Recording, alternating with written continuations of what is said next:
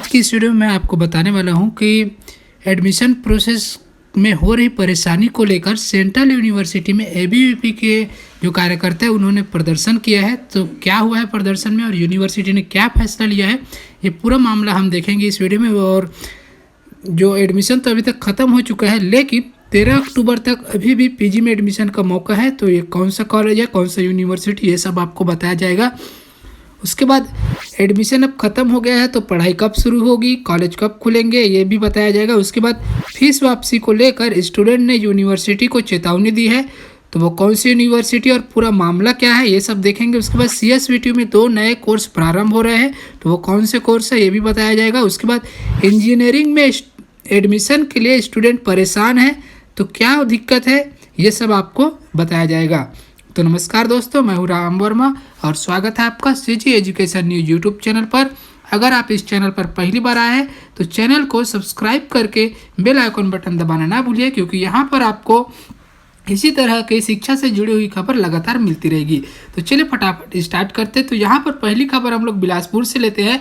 तो गुरु Ghasidas central university में सोमवार को अखिल भारतीय विद्यार्थी परिषद ने कार्यकर्ताओं ने सोमवार को प्रदर्शन किया है। CU में एडमिशन की प्रक्रिया से छात्रों को परेशानी हो रही है। इन परेशानियों को हल करने के लिए अखिल भारतीय विद्यार्थी परिषद ने प्रदर्शन किया है। इसमें कार्यकर्ताओं ने प्रबंधन को बताया है कि VRET में योग्यता प्राप्त करने का अंक 50 और श्रेणी के अनुसार 45 अंक प्राप्त करने वाले आवेदक ही इंटरव्यू के लिए उपस्थित हो सकते हैं, परंतु यहाँ स्पष्ट ना होने के कारण कम अंक प्राप्त करने वाले अभ्यर्थी भी दस्तावेज अपलोड कर रहे हैं। ऐसे में VRET की योग्यता को पहले यूनिवर्सिटी स्पष्ट करे, जिससे अभ्यर्थियों को हो रही परेशानियों का सामना न करना पड़े। और साथ ही कार्यकर्ताओं ने प्रबंधन को ये बात भी बताया है कि कई ऐसे छात्र हैं जिनका बिना TC अपलोड किए फॉर्म आगे नहीं बढ़ रहा है, जबकि विश्वविद्यालय की तरफ से उसको वैकल्पिक रखा गया है। अखिल भारतीय विद्यार्थी परिषद ने CU प्रबंधन से कहा है कि प्रवेश की पूरी प्रक्रिया पारदर्शिता बनी रहे, इसके लिए परीक्षार्थियों को आंसर की जारी किया जाए, आंसर की छात्रों के मेल पर भेजा जाए। वहीं PG पाठ्यक्रम में कुछ विषय जैसे कि वानिकी में विश्वविद्यालय द्वारा संस्थागत वरीयता दी जा रही है, वहीं कई अन्य पाठ्यक्रम में ऐसा नहीं है। इस पर भी अखिल भारतीय विद्यार्थी परिषद ने कुल सचिव से स्पष्ट जानकारी मांगी है। कुल सचिव ने जल्द ही उचित कदम उठाने का आश्वासन दिया है। सेंट्रल यूनिवर्सिटी ने VET का रिजल्ट जारी किया है। इसमें अधिकांश छात्रों को एक ही नंबर मिले हैं। BEd में 28 छात्रों को 77, 27 छात्रों को 74 मिला है। इसी तरह BSc ऑनर्स में फॉरेंसिक साइंस व केमिस्ट्री में 11 छात्रों को 68, 13 छात्रों को 61, 21 छात्रों को 29 नंबर मिले हैं। ऐसे में इन छात्रों में से किन्हें मेरिट स्थान मिलेगा, उसका नियम क्या होगा। छात्र परेशान है क्योंकि इतने सारे छात्रों के नंबर सेम है, तो इसके लिए कोई नियम नहीं है, इसलिए स्टूडेंट यहाँ पर परेशान हो रहे हैं। बालोद जिले से खबर है। तो यहाँ पर 5 बार मौका मिलने के बाद भी फर्स्ट ईयर की 905 सीटें यहाँ खाली रह गई है। रिक्त सीटों के आधार पर अभी तक प्रवेश के लिए दुर्ग यूनिवर्सिटी की ओर से आदेश जारी नहीं किया गया है। ऐसा माना जा रहा है कि अब और मौका नहीं मिलेगा, ये सीटें खाली रह जाएगी।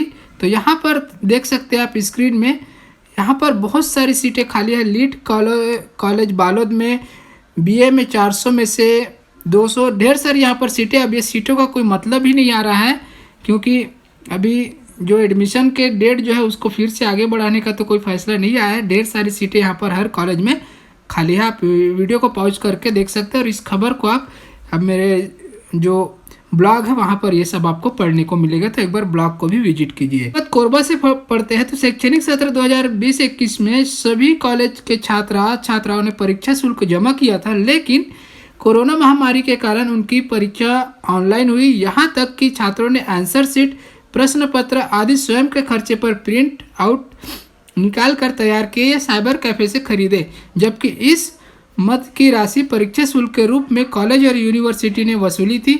ऐसे में छात्रों के विरोध के बाद यूनिवर्सिटी ने सभी छात्रों को 300 रुपये वापस करने की घोषणा 4 माह पहले की थी, लेकिन अभी तक छात्रों को उक्त राशि नहीं मिली है।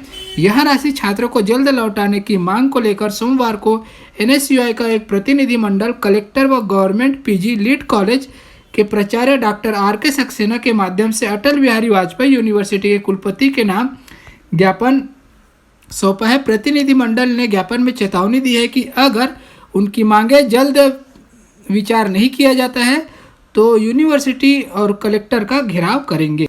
भिलाई से खबर है तो छत्तीसगढ़ स्वामी विवेकानंद टेक्निकल यूनिवर्सिटी में शिक्षा सत्र 2021-22 से 2 डिग्री और 2 डिप्लोमा कोर्स शुरू किया जाएगा। इसका अनुमोदन तकनीकी विश्वविद्यालय की कार्य परिषद की बैठक में शनिवार को किया गया। इसके अनुसार बीटेक ऑनर्स के तहत आर्टिफिशियल इंटेलिजेंस और डाटा एनालिसिस का कोर्स शुरू किया जाएगा। संचालन कंप्यूटर साइंस के तहत किया जाएगा। डिप्लोमा में इंडस्ट्री बेस्ड कोर्स को प्राथमिकता दी गई है। माइनिंग इंजीनियरिंग और इंडस्ट्रियल सेफ्टी और फायर सेफ्टी का कोर्स शुरू किया जाएगा। इनके लिए 60 सीटें तय की गई है। कुलपति डॉक्टर M.K. वर्मा ने बताया कि बीटेक कोर्स की लिए विदेशी विषय विशेषज्ञ और प्राध्यापकों की सेवाएं ली जाएगी। ऑनलाइन मोड पर पढ़ाई होगी। छात्रों को अधिक से अधिक क्लास वर्क जॉब दिया जाएगा और उनकी लगातार मॉनिटरिंग होती रहेगी। उपस्थिति के हिसाब से क्रेडिट नंबर तय किए जाएंगे। इन पाठ्यक्रमों को इंडस्ट्री और भविष्य की ज़रूरतों को देखते हुए तैयार किया गया है। इसकी वजह से इसमें प्रैक्टिकल और वोकेशनल टूर को अधिक महत्व दिया जाएगा ताकि पढ़ने वाला के बाद विद्यार्थी को नौकरी पाने या फिर स्वरोजगार या स्टार्टअप शुरू करने में किसी तरह की दिक्कतें न हो। विद्यार्थियों के 100% कैंपस सिलेक्शन की भी पूरी कोशिश की जाएगी ताकि युवाओं को बेहतर अवसर मिल सके। तो यहाँ पर इंजीनियरिंग प्रवेश के पहले हाथ पैर जोड़ते घूम रहे हैं यहाँ पर। तो प्रॉब्लम यह है कि सर्वर के दिक्कत के चलते मूल निवास प्रमाण पत्र आसानी से नहीं बन रहा है और उसकी वजह से इंजीनियरिंग कॉलेजों में ये एडमिशन नहीं मिल पा रहा है बिना निवास प्रमाण पत्र के। और तहसीलदार से लेकर दफ्तर तक दस्तावेज सत्यापन स्थल तक गिड़गिड़ा रहे बच्चे। संचालक तकनीकी शिक्षा से नहीं हो पा रही है बात, लोग फ़ोन भी नहीं उठा पा रहे हैं। अन्य अधिकृत नहीं है।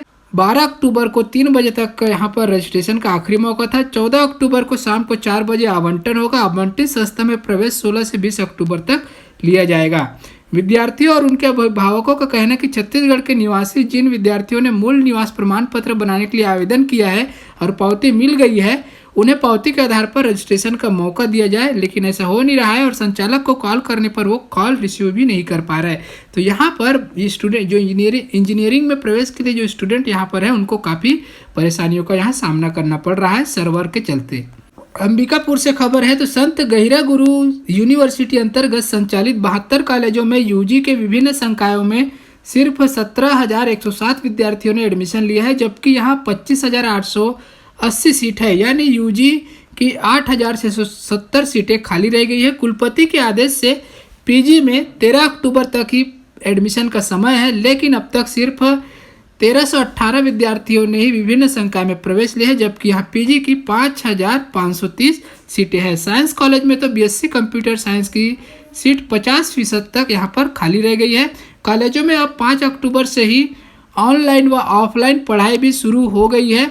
ऐसे में पंजीयन के बाद वेरिफिकेशन कराकर एडमिशन नहीं लेने वाले जो स्टूडेंट हैं उनके जो कोर्स है वो भी पिछड़ जा रहा है। जो विद्यार्थी कॉलेज आ रहे हैं उन्हें कक्षाओं में बैठाकर पढ़ाई कराई जा रही है। जो नहीं आ रहे हैं उनके लिए ऑनलाइन क्लास की सुविधा है।